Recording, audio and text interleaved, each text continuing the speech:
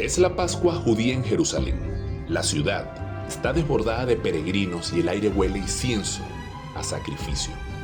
Pero en un piso alto, en el anonimato de un cenáculo prestado, el ambiente es distinto. No es una celebración, es una despedida. Jesús sabe que el tiempo se ha agotado. En este caso, la cena no comienza con un brindis, sino con un acto que debió de ser escandaloso para los presentes: el lavado de los pies. Imaginen el silencio incómodo mientras el maestro se arrodilla ante sus discípulos para limpiar el polvo del camino de sus pies. Debemos entender aquí que Jesús redefine el poder. El que quiera ser el primero debe ser el último. Recordemos que en la época de Cristo, la labor de lavar los pies era lo más bajo de la sociedad. Solía estar a cargo de los esclavos. Pero ¿qué nos quiso enseñar Jesús con todo esto? Jesús demostró que el liderazgo no se trata de estatus, sino de servicio. Al realizar una tarea de esclavo siendo él el maestro, eliminó las barreras jerárquicas entre él y sus seguidores.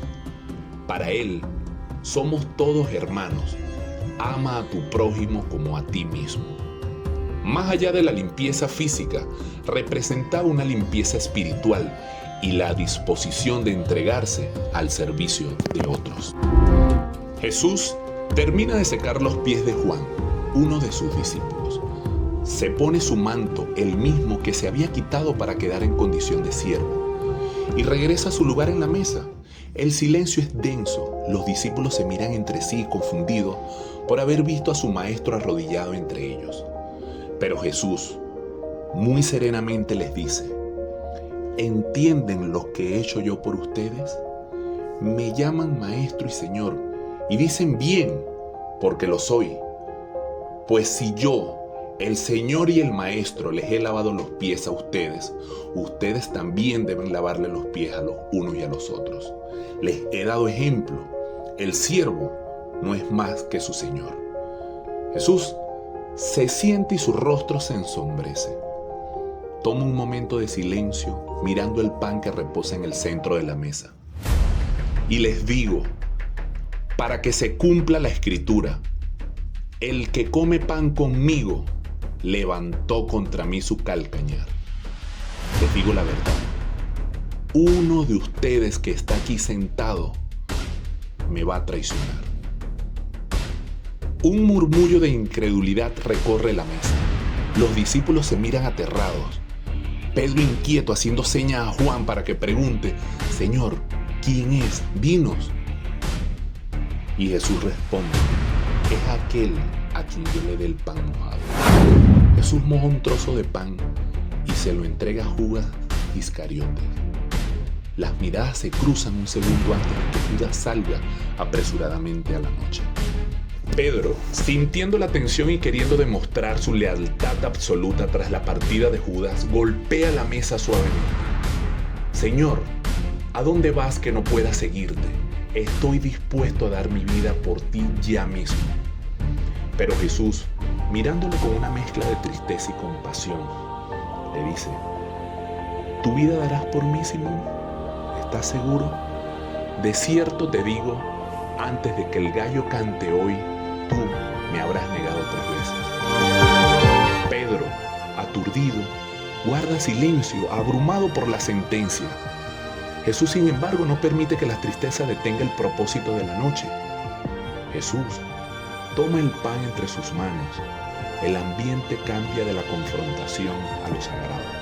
Eleva el pan, da gracias al Padre y lo parte extendiendo los pedazos hacia ellos. Jesús, en ese preciso momento les dice: tomen y coman, esto es mi cuerpo, que será entregado por ustedes. Hagan esto en mi memoria. Del mismo modo tomó el cáliz lleno de vino y pronunció la bendición. Lo pasó a sus discípulos diciendo: beban todos de él, porque esta es mi sangre, la sangre del nuevo pacto que es derramado por muchos para el perdón de los pecados. Al terminar la cena y antes de bajar al huerto, Jesús les dijo: los miro y me pregunto si sus manos recordarán el calor de este pan cuando sientan el frío de mi ausencia. sé lo que viene. Mañana mis ojos se cerrarán y por un tiempo el mundo se sentirá como una habitación a oscuras donde nadie encuentra salida. Me duele saber que mi nombre, que hoy pronuncian con esperanza, mañana les traerá miedo, persecución y lágrimas. Los dejo en la orilla de un abismo que yo debo cruzar solo, y me quiebra el alma imaginar el silencio insoportable que caerá sobre ustedes cuando el último suspiro escape de mi pecho. No me lloréis todavía, Pedro. No me busquen entre los muertos, Juan.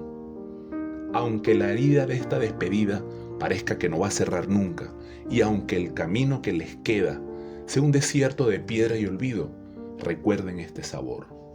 Porque antes de que el mundo aprenda a odiarlos, yo ya los amé hasta el final. Tras celebrar la Pascua, Jesús se dirigió con sus discípulos al Monte de los Olivos, específicamente a un lugar llamado Getsemaní. Allí, el Maestro les dio una instrucción clara y vital: quedaos aquí y velad conmigo. Consciente de la magnitud de la prueba que se avecinaba, buscaba la compañía de sus amigos más cercanos en la vigilia. Sin embargo, al apartarse en la distancia, la Biblia relata que Jesús comenzó a entristecerse sobremanera y a angustiarse. Su alma, según sus propias palabras, estaba muy triste hasta la muerte. En esa soledad abrumadora, cayó sobre su rostro y clamó al Padre con la oración que define la entrega absoluta: Padre Dios mío, no se haga mi voluntad, sino la tuya. La intensidad de este conflicto espiritual se manifestó de forma física y desgarradora. Jesús oraba tan intensamente que su sudor eran como grandes gotas de sangre que caían hasta la tierra. Al regresar buscando consuelo en los suyos, los encontró vencidos por el sueño. La tristeza de Jesús se transformó en una sentida recriminación. ¿Así que no habéis podido velar conmigo una hora? Les advierto que el espíritu está dispuesto, pero la carne es débil, instándolos a orar para no caer en tentación. Finalmente, el silencio del huerto fue roto por el brillo de las antorchas y el estruendo de una turba armada. Judas Iscariote, uno de los 12 discípulos, se acercó para cumplir la señal convenida. Al que yo besare, ese es, aprendedlo. Con un beso símbolo de la traición, el Hijo del Hombre fue entregado. Jesús, con una paz que sobrepasaba todo entendimiento tras haber vencido en la oración, se entregó voluntariamente para que las Escrituras se cumpliesen fiel, permitiendo que se lo llevaran preso hacia el camino del Calvario. Tras el arresto en Getsemaní, Jesús fue conducido bajo la oscuridad de la noche hacia el palacio del sumo sacerdote para enfrentar un juicio que la ley judía consideraba irregular por su nocturnidad. En este escenario, el poder religioso representado por Caifás y el Sanedrín, el Consejo Supremo, buscaba desesperadamente un testimonio que justificara una sentencia de muerte, aunque como narran los evangelios, muchos daban falsos testimonios contra él, pero sus testimonios no concordaban. El momento cumbre del interrogatorio ocurrió cuando Caifás, frustrado ante el silencio de Jesús, lo conjuró bajo juramento: te conjuro por el Dios viviente que nos digas si eres tú el Cristo, el Hijo de Dios. Jesús, abandonando su silencio, respondiendo con una declaración de su soberanía divina que selló su destino ante aquel tribunal humano: tú lo has dicho, y además os digo que desde ahora veréis al Hijo del Hombre sentado a la diestra de Dios Padre. Al escuchar esto, el sumo sacerdote rasgó sus vestiduras en señal de indignación, gritando: ha blasfemado, ¿qué más necesidad tenemos de testigo? La sentencia de los sacerdotes fue unánime: es reo de muerte.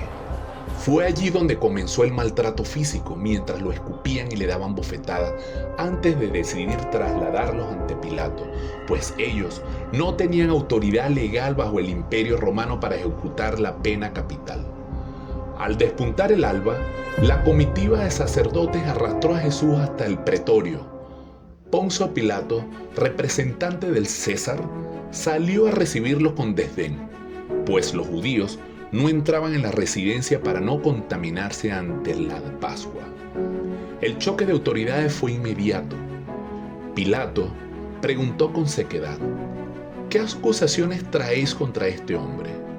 Los sacerdotes, heridos en su orgullo, respondieron con evasivas: si este no fuera malhechor, no te lo habríamos entregado. Pilato, que conocía las intrigas del Sanedrín, intentó devolverles el problema diciendo: tomadle vosotros y juzgadle según vuestra ley. Pero los líderes religiosos revelaron su verdadera intención: a nosotros no nos es lícito dar muerte a nadie. La trampa legal estaba tendida, necesitaban la cruz romana. Pilato entró de nuevo al palacio y llamó a Jesús. Al verlo, golpeado y desfigurado, pero digno, le preguntó: oye, ¿en realidad eres tú el rey de los judíos? ¿Eres de quien hablan los profetas? Jesús, con una autoridad, inquietó al prefecto. Levantó la mirada, mirándolo a los ojos fijamente, le respondió: mi reino no es de este mundo. Confundido e intrigado, Pilato lanzó su famosa pregunta filosófica: ¿qué es la verdad? Y salió al balcón diciendo a la multitud: yo no hallo en él ningún crimen, llévenselo a Herodes. Tras el infructuoso envío de Jesús ante Herodes, quien solo buscaba entretenimiento, y al no obtenerlo, se burló del maestro vistiéndolo de blanco, Jesús regresó a manos de Pilatos. El gobernador intentó una última maniobra: la liberación de un preso. ¿A quién queréis que os suelte? ¿A Barrabás o a Jesús, llamado el Cristo? La respuesta fue un rugido ensordecedor: a Barrabás.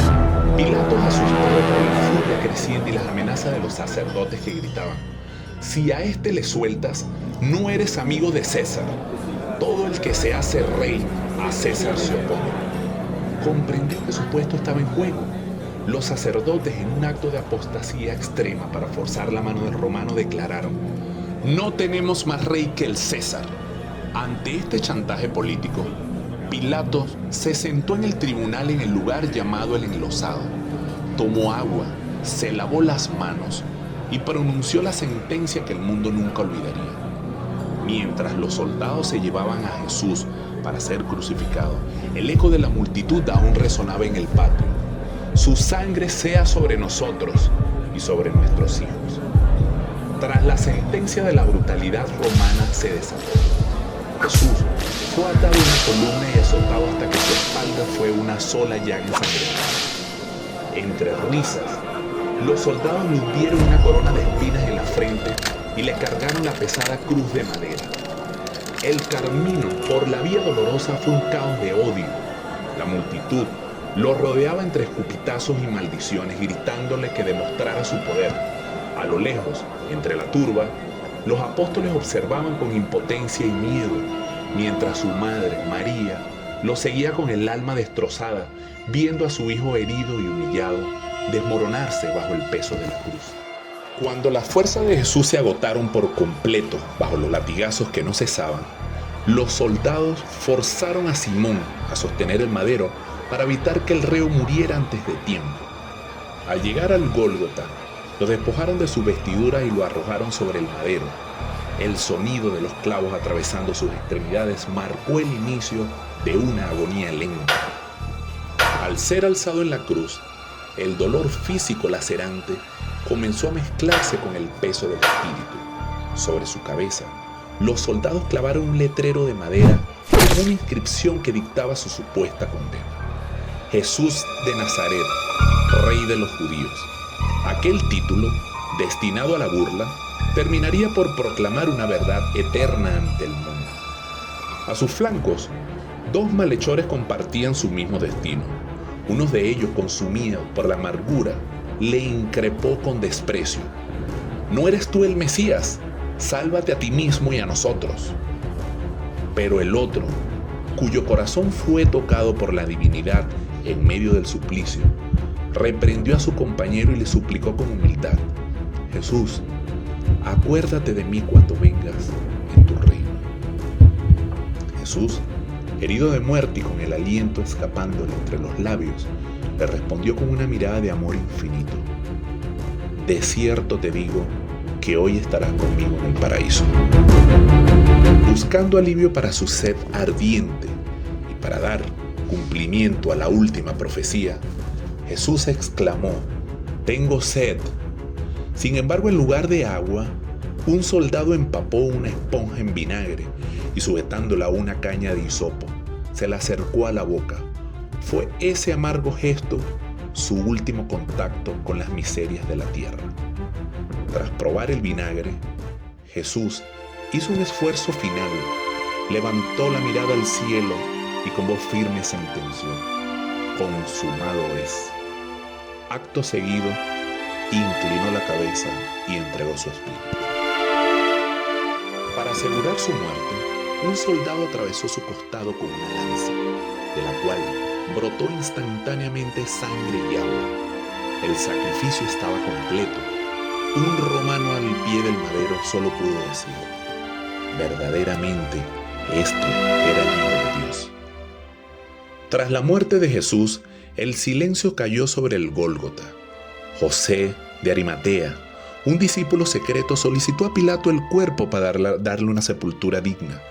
Con el permiso concedido, bajaron a Jesús de la cruz y junto a Nicodemo envolvieron el cuerpo en lienzos de lino con especies aromáticas. Lo depositaron en un sepulcro nuevo cavado en la roca, situado en un huerto cercano, para asegurar que nadie robara el cuerpo. Los sacerdotes ordenaron sellar la entrada con una enorme piedra y apostaron una guardia romana. Durante el sábado, el mundo pareció detenerse en su luto, pero al amanecer del tercer día, la tierra tembló. Un ángel del Señor descendió, removió la piedra y los guardias quedaron como muertos por el terror.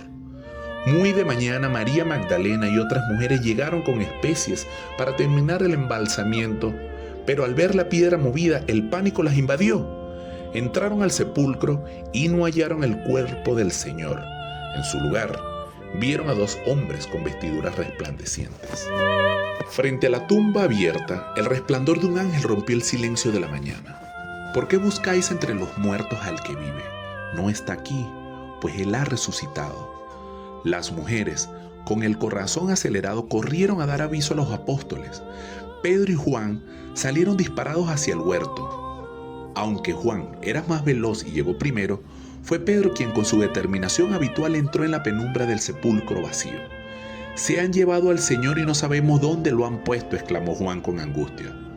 Pedro observaba con atención y allí estaban los lienzos de lino caídos y el sudario que había cubierto la cabeza de Jesús, cuidadosamente enrollado en un lugar aparte. «No se lo han llevado», murmuró Pedro. «Mira los lienzos. Nadie que roba un cuerpo se detendría a desatarlo y a doblarlo el sudario tal como está». Mientras los discípulos regresaban confundidos, María Magdalena permaneció afuera dejando que su llanto desbordara el alma. Al inclinarse hacia el sepulcro, a través de sus lágrimas, vio a dos ángeles vestidos de blanco, sentados exactamente donde estaba el cuerpo de Jesús. «Mujer, ¿por qué lloras?», le preguntaron. «Porque se han llevado a mi Señor y no sé dónde lo han puesto». Pero ella, entre sollozos, les dijo: «Quisiera volver a verlo, quisiera recuperarlo». Pero en ese momento, ella, en su tristeza, divisó a un hombre entre la bruma del jardín. Creyendo que era el jardinero, le suplicó con desesperación: «Señor, si tú te lo has llevado, dime dónde lo has puesto, yo misma iré por él». Entonces, una voz cargada de la misma ternura que la había sanado años atrás pronunció ese nombre: «María». El velo de su tristeza se rasgó instantáneamente al reconocer la luz en sus ojos. Ella cayó a sus pies exclamando: «Rabuní, maestro». Jesús, con una majestad nueva, le dijo: «No me sostengas, porque aún no he subido a mi Padre. Ve más bien a mis hermanos y diles: subo a mi Padre y a vuestro Padre, a mi Dios y a vuestro Dios». María Magdalena partió deprisa, convirtiéndose en la primera voz en anunciar las buenas nuevas del mundo. El sacrificio de sangre en el Calvario había sido aceptado. La tumba estaba vacía, el pecado perdonado y la muerte, por primera vez en la historia, había perdido su aguijón. El sepulcro ya no era un final, sino el testigo mudo de una victoria eterna, un eco que sigue resonando a través de los siglos, anunciando que Jesús ha vencido para siempre.